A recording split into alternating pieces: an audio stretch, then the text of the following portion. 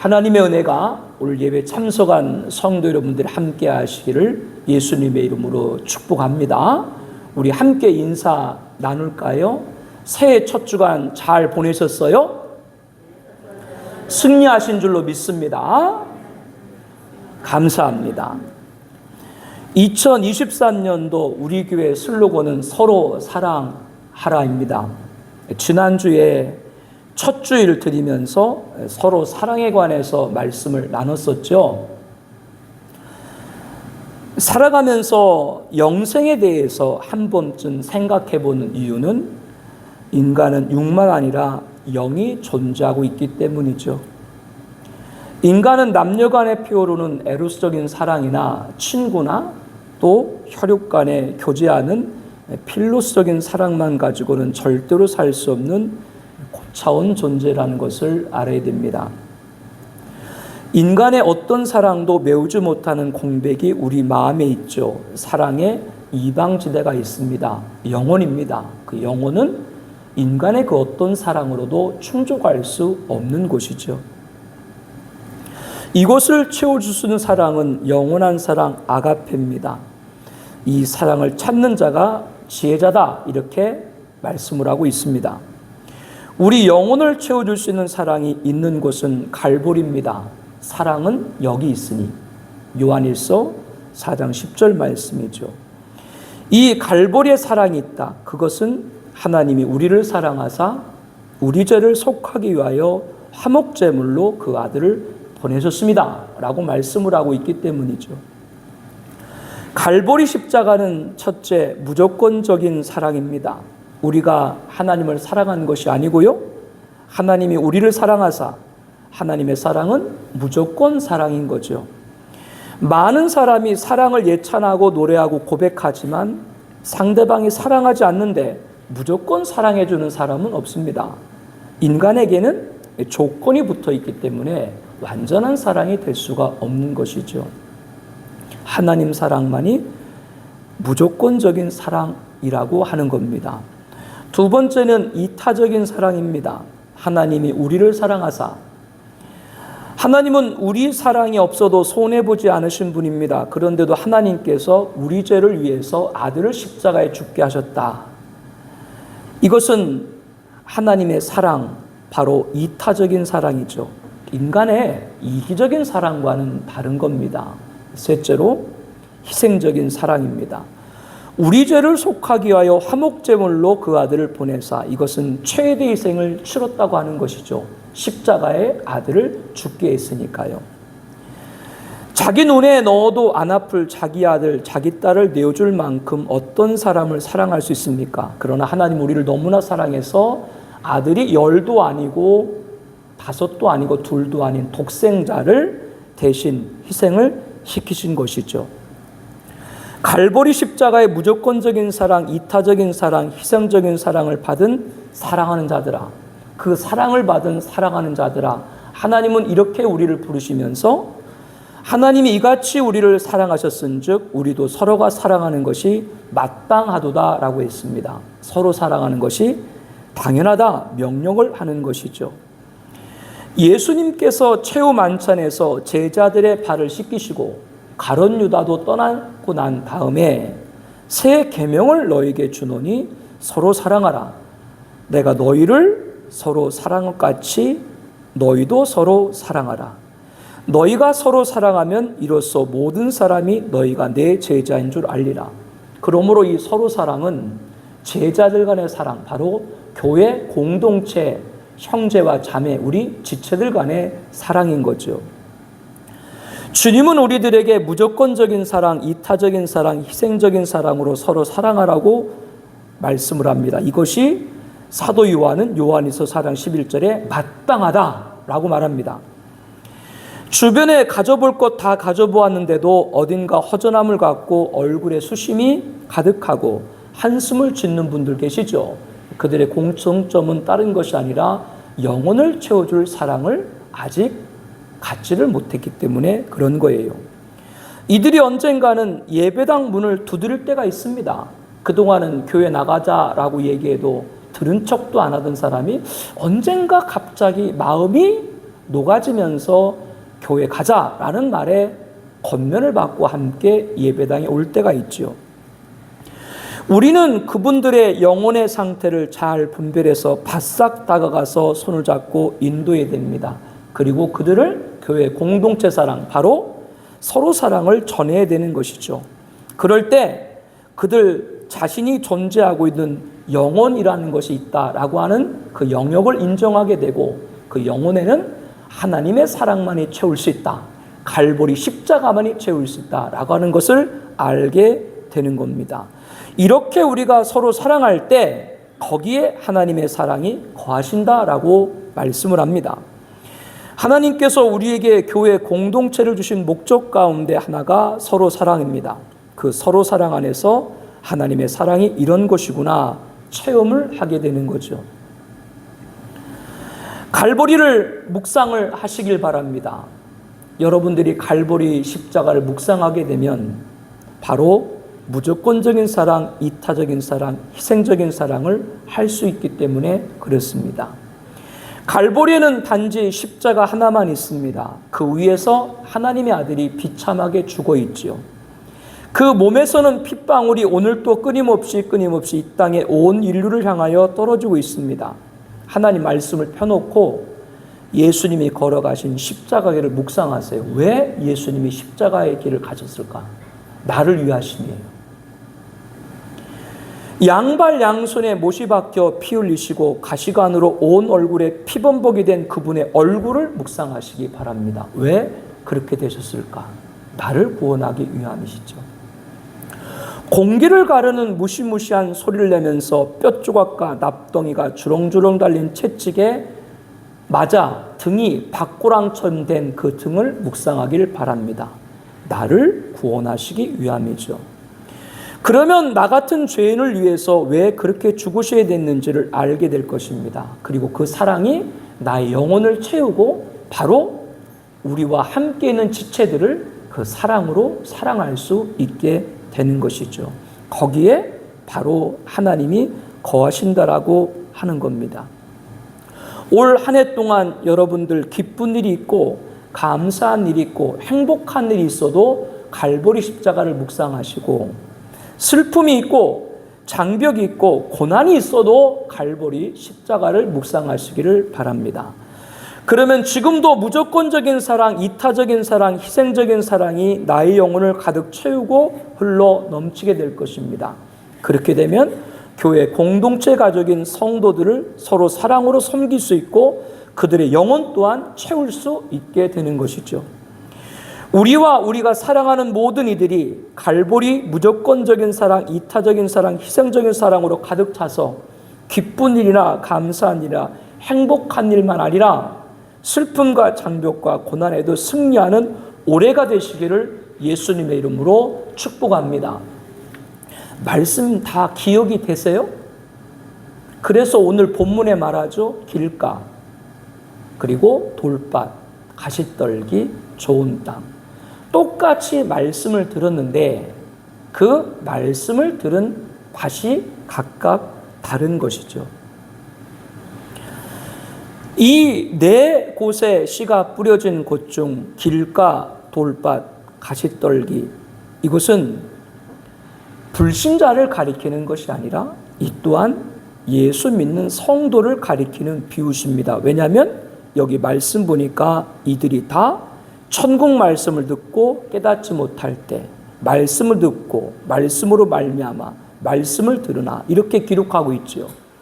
모두가 말씀을 들은 겁니다. 길가도 돌밭도 가시떨기도 말씀을 들었다고 하는 거죠. 말씀을 들었다고 하는 것은 교회 안에 있었다는 걸 전제하죠. 교회를 많이 다녔건 아니면 출석을 적게 했건 어쨌거나 예배에 참석을 해서 말씀을 들은 경험이 있다라고 하는 겁니다. 이렇게 듣기는 들었는데 그 이후에 차이가 있었던 것이죠. 그러므로 저와 여러분은 좋은 땅에 이 주석을 듣기 전에 먼저 길가, 돌밭, 가시떨기에 관한 비유를 잘 알아야 됩니다. 깊이 새겨야 됩니다. 이 비유들을 해석할 때 예수님이 직접 주의한 것을 나누기를 원합니다. 오늘 본문 19절에 이렇게 말씀하죠.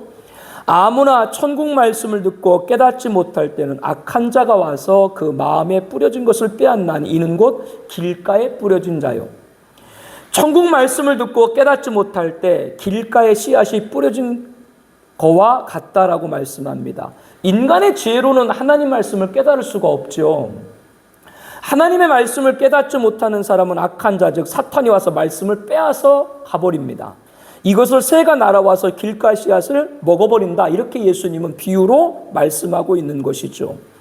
하늘나라 말씀을 듣긴 듣지만 그것이 담겨지지를 않는 거예요.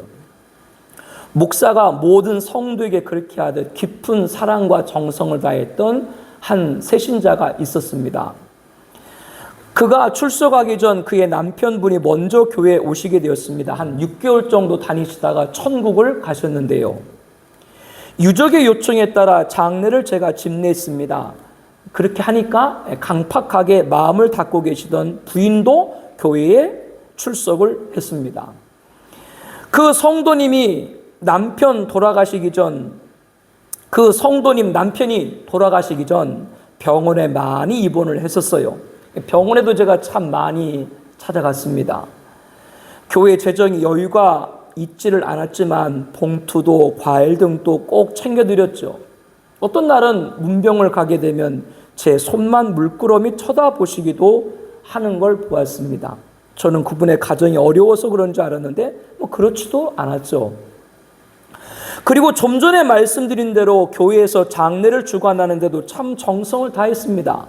물질적인 부분도 진행 과정에서도 최선을 다해서 섬겼죠. 그러니 교회에 인사치레라도 안 나올 수가 없게 됐던 거죠. 몇 번을 출석했어요. 그런데 그런 말을 남기시더군요. 말씀이 안에 담기지 않는다. 마음에 담아지지 않는다. 이분의 남편이 먼저 돌아가셨다라고 말씀을 드렸잖아요. 생전에 아내와 자녀를 몹시 힘들게 했다라고 합니다.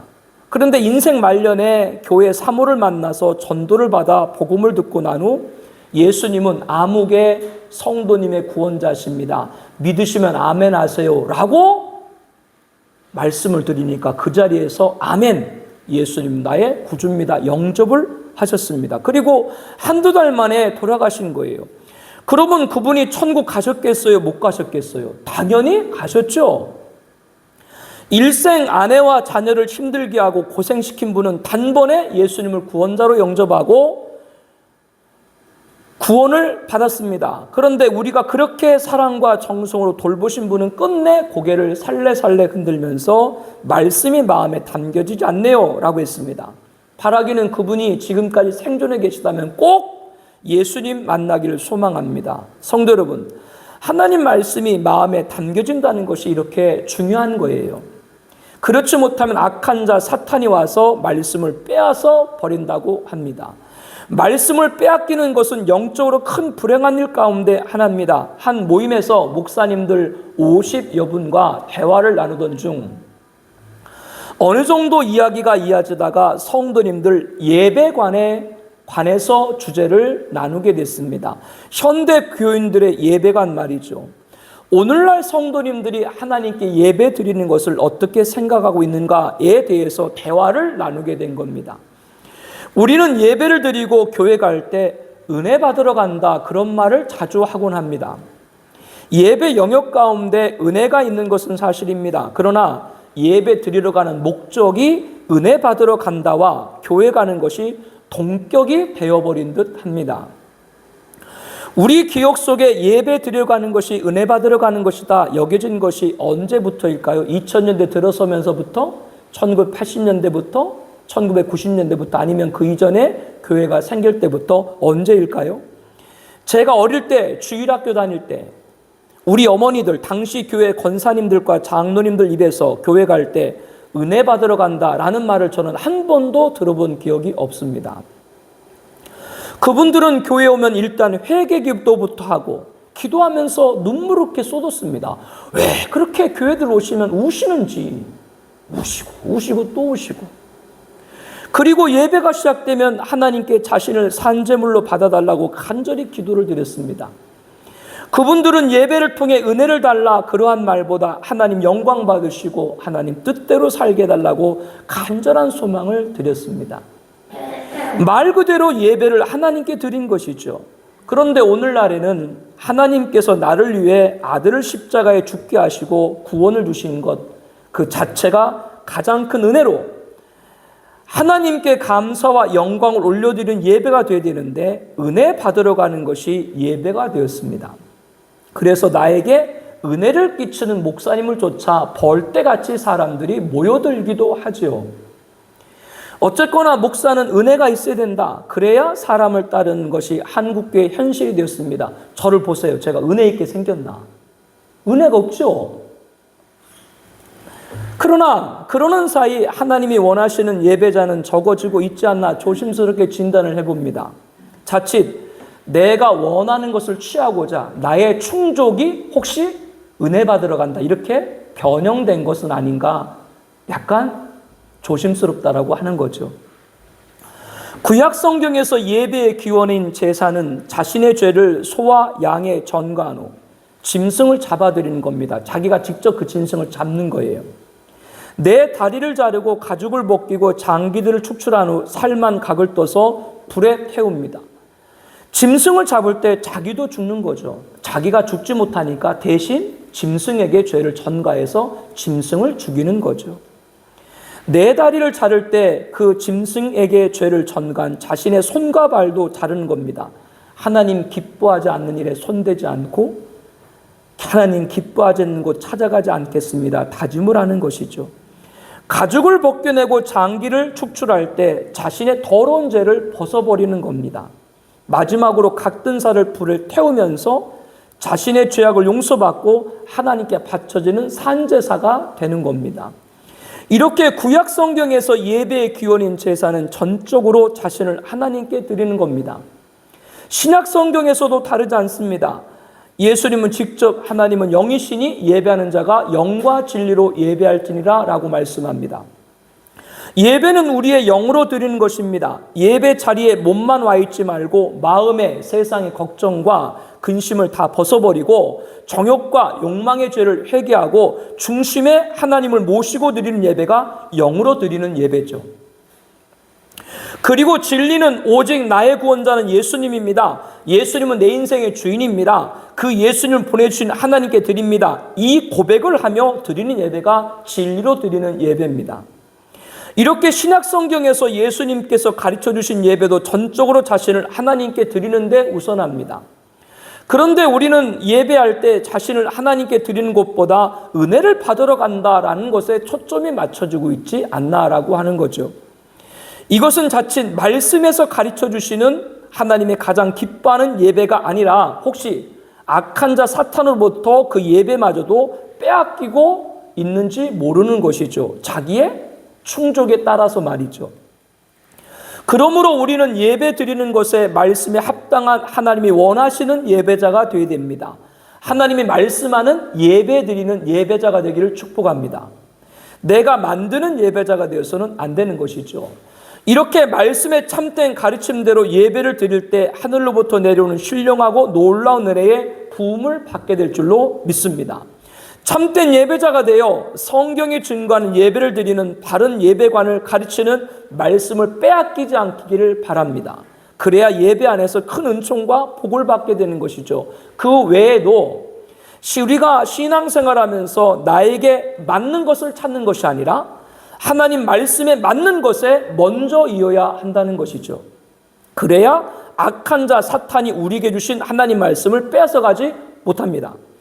그렇지 않으면 나에게 맞는 내가 만든 신앙에 함몰될 수가 있습니다. 하나님께서 원하신 것과 동떨어진 신앙생활이 되어서는 안 됩니다. 말씀이 담겨지지 않는 자가 되니라 말씀이 담겨지는 자가 되어야 하는 것이죠. 그러한 성도는 악한 자 사탄이 와서 그 마음에 뿌려진 말씀을 빼앗아 가지 못합니다. 그러므로 말씀을 빼앗기는 영적으로 큰 불행한 일 가운데 하나라고 말씀을 드린 것이죠. 사람이 돈을 도둑질 맞을 수도 있고 지위를 빼앗길 수도 있고 명예를 잃을 수도 있습니다. 그러나 그 모든 것은 다시 벌고 찾고 얻으면 되지만 말씀을 빼앗기는 것은 하나님 말씀과 다른 신앙은 영원한 생명 구원 천국도 망실될 수가 있기 때문에 우리는 말씀을 꼭 붙들어야 돼요. 아무나 천국 말씀을 듣고 깨닫지 못할 때는 악한 자가 와서 그 마음에 뿌려진 것을 빼앗나니 이는 곧 길가에 뿌려진 자요. 여기서 아무나 그랬죠. 누구든지. 즉 어느 신분에 있던 그 자리가 그를 지켜주는 것이 아닙니다. 어떤 직함의 명패가 있는 의자에 앉아 있다고 그 사람이 그 의자 직책으로 인해 가지고 사는 것이 아니죠. 살리는 것은 영이니 육은 무익하니 내가 너에게 이른 말은 영이요 생명이라. 살리는 것은 영이니 영은 내가 너에게 이른 말이다. 예수님의 말씀은 곧 하나님 말씀이잖아요. 우리를 살리는 것은 말씀인 줄로 믿습니다. 여러분이 지금 말씀을 붙들고 있으니까 이렇게 예배를 드리는 것이죠. 그 아멘을 해요. 그럼 그 믿음이 온다니까. 아멘 해야 되는데도 이러면 안 돼요. 어떻게 하든 믿음을 갖지 않고는 이 세상을 살 수가 없기 때문에 여러분이 말씀을 붙들고 오늘 또 이렇게 하나님의 존전에 나오신 것이죠. 여러분 정말 주의 이름으로 사랑합니다. 그렇다면 더더욱 하나님 말씀에 원하는 삶으로 인도함 받기를 축복합니다. 돌밭에 뿌려진 씨앗 비유 또한 말씀을 들은 것은 분명해요. 20절에 말하죠. 돌밭에 뿌렸다는 것은 말씀을 듣고 즉시 기쁨으로 받되.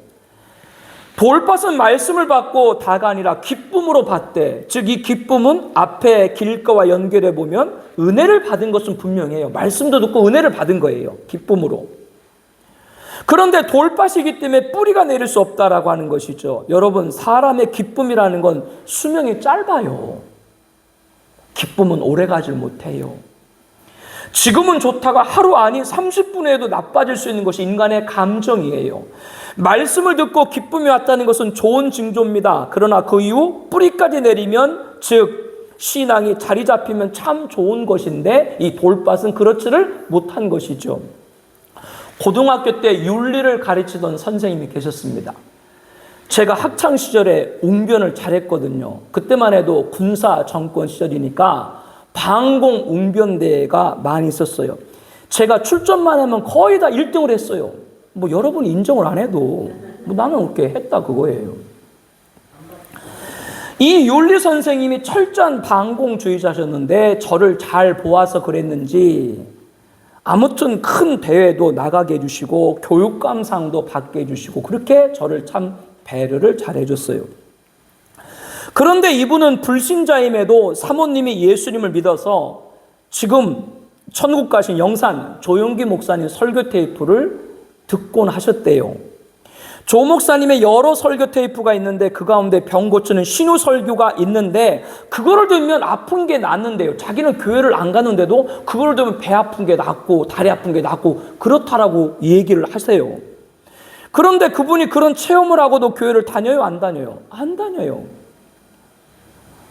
기쁨으로 받되 그 속에 뿌리가 없어서 이거를 이처럼 비유할 수가 있는 것이죠.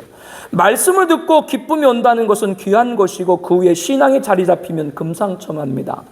예수님께서 말씀을 기쁨으로 받되 뿌리가 없다는 것에 대해서 잠시 견디다가 말씀으로 말미암아 환난이나 박해가 일어날 때는 곧 넘어지는 자요 라고 이어서 설명을 해주고 계시죠. 현대인들 가운데 여러 어려움으로 우울증에 고통받는 분들이 참 많아요. 프로작이라고 하는 아주 유명한 우울증 치료제가 있는데 거의 5명에 1명꼴 정도가 이 약을 복용한다. 그런 충격적인 사실을 제가 본 적이 있습니다. 그런데 이분들이 예수님 믿고 우울증에 고침을 받고 삶의 기쁨을 얻게 되지 않습니까? 그런데 여러분 예수님 믿고 우울증에 고침을 받았는데도 그러면 그와 함께 내 인생의 문제도 같이 해결해 줬으면 좋겠는데 그렇다고 인생 문제가 똑같이 그 시간에 같이 해결되나요? 그렇지 않은 경우도 있죠. 믿음을 갖기 시작했다고 모든 어려움이 한순간에 해결되지는 않습니다. 그래도 그 어려운 순간에도 믿음으로 이기려고 인내해요. 인내를 하는데 주님은 뭐라 그래요? 잠시, 즉 인내가 길지 못하다. 이렇게 지금 설명을 해주고 계세요. 말씀을 듣고 즉시 기쁨으로 받되 그 속에 뿌리가 없어서 잠시 견디다가 그 뜻입니다. 견디긴 견디는데 오래 견디질 못한 거죠. 연약한 거죠. 잠시 견디다가 말씀으로 말미암아 환난이나 박해가 일어날 때는 곧 넘어지는 자다. 그런데 여기 말씀 보니까 이 환난과 박해가 말씀으로 말미암아 넘어진다. 이게 좀 이상하잖아요. 세상 때문에 환난과 박해를 받는 것이 아니라 말씀 때문에 환난과 박해를 당한다. 도대체 이게 무슨 말씀일까요? 하나님 말씀을 마음에 담고 하나님 말씀대로 살려고 할 때 세상에도 부딪히는 겁니다. 출입문에 주일은 쉽니다. 혹은 일요일은 휴무입니다. 라고 스티커가 붙어있는 점포가 있지요. 그것을 보면 안 믿는 분들도 이 가게 사장은 교회 나가는 분이구나 라고 생각을 합니다. 믿는 성도가 그렇게 하는 것은 합당한 일입니다. 그런데 그 합당한 일을 이행한다는 건 결코 쉬운 것이 아니죠. 주일은 쉽니다 라는 문구는 그 가게를 찾는 분들에게 양해를 구하는 내용이면서 또한 나는 크리스천입니다. 당당히 고백하는 것이기 때문에 그렇습니다. 이렇게 자신의 믿음을 밝힌 후 주변 상인들 또는 고객들에게 당한 어려움이 있을 수도 있잖아요. 그 교회 다니면서 이것도 못해줘? 이런 일도 있을 수 있겠고요. 또 주일은 쉽니다 문구를 보고 대수롭지 여기지 않는 분들이 있는가 하면 꼭 저렇게 티를 내면서 예수 믿어야 돼? 이렇게 비판적으로 말하시는 분도 있을 수 있겠죠. 그리고 사소한 시비가 있을 때 예수 믿는 것으로 인해서 할 수 있는 말 다 하지 못하고 손해가 될 때도 있을 겁니다. 이러한 것이 강도의 차이일 뿐 말씀으로 환난이나 박해라고 할 수가 있는 것이죠. 우리가 환난과 박해라는 것이 예수 이름 증거하고 하나님 말씀 증거하다가 목숨을 잃는 순교, 그것만이 환난과 박해뿐 아니라 이렇게 작은 것도 말씀대로 살아가려고 할 때 우리에게 당하는 그런 어려움이 온다라고 하는 거예요. 그러면 덕이 안 되네, 주일은 쉽니다, 떼버리지 라고 그렇게 넘어가는 자가 될 수도 있다. 이 주님이 지금 그걸 말씀을 하는 것이죠. 우리들의 믿음을 당당히 밝힌다는 것이 쉬운 일이 아닙니다. 믿어도 조용히 믿지 내가 꼭 교회 나가는 거 내세울 필요 있나? 이렇게 사회생활 하는데 크리스천 처세일 수 있습니다. 그러나 어느 순간에 말씀을 따라 살아가기 위해 정진하다가 당하는 환난이나 박해에 넘어지지 않는 믿음을 소유한 자라고 자신 있게 말할 수는 없는 것이죠. 우리는 그렇지 않길 바랍니다. 오늘 본문과 평행 본문인 누가복음에 보게 되면 이 돌밭을 바위라고 말을 하고 있어요. 더러는 바위에 떨어짐에 싹이 났다가 습기가 없음으로 말랐고 돌밭보다 바위가 주는 의미가 더 크고 단단하죠. 누가복음 저자는 예수님께서 바위에 있다는 것은 말씀을 들을 때 기쁨으로 받되 뿌리가 없어 잠깐 믿다가 시련을 당할 때 배반하는 자유라고 말합니다. 이게 조금 차이가 있죠. 오늘 본문에서는 이 돌밭에 관해서 넘어지는 자유라고 말하고 있는데 누가복음에 뭐라고 그랬다고요? 배반하는 자유라고 말하고 있습니다. 즉 뒤돌아서는 것이죠. 내가 왜 이러면서도 교회를 다녀야 돼? 이렇게 회의가 들게 되는 거죠. 우리가 말씀을 들을 때 기쁨이 오는 것은 좋은 일입니다. 그것도 정말 귀한 일입니다. 그러나 말씀을 통해 기쁨을 얻었다면 믿음이 자리 잡게 해달라고 기도할 수 있기를 바랍니다. 그리고 말씀을 따라 살 수 있는 삶을 위해서 한 걸음씩 내딛는 성령 역사 있기를 기원합니다. 환난과 박해가 가도 넘어지지 않는 성도가 되시기를 축복합니다. 길가를 통해서는 말씀을 빼앗기는 자가 돼서는 안 되겠구나 라고 하는 것이고요. 돌밭을 통해서는 말씀을 붙들고 살고자 할 때 세상에서 당하는 환난과 박해에도 끝까지 넘어지는 자가 되지 말자. 배반하는 건 뭐라 그랬어요? 뒤돌아서는 것, 배반이다. 이렇게 주님은 말하고 있는 것이죠. 가시떨기에 뿌려졌다는 것은 말씀을 들으나 세상의 염려와 재물의 유혹에 말씀이 막혀 결실하지 못하는 자요라고 오늘 본문 22절에 말합니다. 가시떨기 비유를 예수님은 세상의 염려와 재물의 유혹이다. 이렇게 지금 설명을 하고 계신 것이죠. 이스라엘 땅에 자라는 가시떨기는 가시덤불이에요. 가시덤불. 저희들도 어릴 때 시골에서 농사하면서 이 가시덤불 때문에 고생을 참 많이 했거든요. 왜냐하면 이거를 키워야 밭 녹작물이고 이런 게 잘 자랄 수 있으니까요. 이스라엘에서 자라는 가시덤불은 4m까지 자라는 게 있어요. 그렇기 때문에 씨 뿌려진 곳에 가시떨기가 자라게 되면 그 씨앗 뿌려진 전체를 뒤덮게 되는 거죠. 씨앗이 안 자라는 것이 아니에요. 씨앗이 자라긴 자라는데 씨앗이 싹이 나서 대가 되고 자라는데 그 씨앗이 자라는 것보다 가시떨기가 자라는 속도와 범위가 더 큰 겁니다. 씨앗의 기운보다 가시떨기 기운이 더 강한 거죠. 주일에 교회에 출석해서 예배는 참석합니다. 나름대로 하나님도 사모해요. 그런데 머리에는 세상의 염려와 재물의 유혹에 자리 잡고 있는 것이죠. 하나님에 대한 사모함보다 세상의 염려와 재물의 유혹이 더 커서 덮어버리는 겁니다. 저와 여러분은 인간이기 때문에 이 땅에라는 현실에 살아가야 되기 때문에 어찌 세상의 염려와 재물의 유혹에서 자유로울 수 있겠어요? 돈 없으면 고생하고 밥 안 먹으면 배고프고 우리 몸이기 때문에 어쩔 수 없는 현실에 당하는 아픔이 있잖아요. 그러나 여기에 자유함을 얻도록 하시기 위해서 세상의 염려와 재물의 유혹에서 이기게 하시기 위해서 예수님이 오신 줄로 믿습니다. 우리가 너무나 잘 아는 말씀이 있죠. 염려함으로 너의 키를 한 자라도 늘릴 수 있느냐. 들의 백합화를 보라. 수고도 안 하고 길쌈도 안 하지만 솔로몬의 영화보다 더 크게 하시는 하나님이 아니시냐. 공중의 새를 보라. 심지도 거두지도 않고 창고에 모아 들이지도 아니하되 하나님이 기르시지 않느냐. 그것보다 귀한 너희를 기르시지 않겠느냐. 성도 여러분, 이 말씀에 아멘이세요? 실상 염려에서 얻어지는 것이 무엇이에요? 고심하면 이마에 주름만 느는 것이고 내 마음만 상하는 것이지 아무런 유익이 없지요. 먹을 것 입을 것 때문에 염려하지 말아라. 이는 다 이방인이 구하는 것이다. 이 모든 것이 너희에게 있어야 할 줄을 하늘 아버지는 다 알고 계신다. 너희는 먼저 그의 나라와 의를 구하라. 그리하면 이 모든 것을 너에게 더하시리라. 제가 드리는 얘기를 세상 기준으로 추하게 여기지 않을 줄 알고 말을 하려고 합니다. 혹시 모르니까 양해를 구하고 드릴게요. 가끔 아내가 득탐을 해와요. 득탐이 뭔지 아세요? 나도 처음에 득탐이 무슨 말인지를 잘 몰랐어요. 요즘 말인데 다른 사람이 더 이상 쓰지 않는 물건 중에 사용할 수 있는 것을 갖고 오는 것을 득탐이라고 합니다. 그러니까 점잖게 표현해서 득탐이고 쉽게 말하면 주워온 거예요. 주워온 거. 아내가 여기저기서 오시며 생필품이 득탐을 해갖고 올 때가 있는데 저에게는 그다지 나쁘지 않습니다. 뭐 제 양복도 있고 뭐 와이셔츠도 있고 뭐 여러 가지 갖고 와요. 뭐 어떻게 이렇게 잘한대? 왜냐면 지금 제가 갖고 있는 것보다 오히려 그 주워온 게 더 좋아요. 어떨 때 보면은 막 메이커들이 막 들어오니까. 여러분, 수입에서 돈을 벌었는 수입에서 옷을 사야 되는데 옷 살 지출을 할 것이 없는, 물질이 부족한 것이 비참해요? 아니면 옷이 없어서 득탐에 입어야 되는 것이 비참해요? 둘 다 비참해요? 부족한 건 지출 안 하면 되고 득탐에도 자기 처지에 낙담하지 않으면 돼요. 무엇을 입을까 먹을까 염려하지 말라. 득탐할 수도 있는 거예요. 필요하면 남의 것도 입을 수 있는 거예요.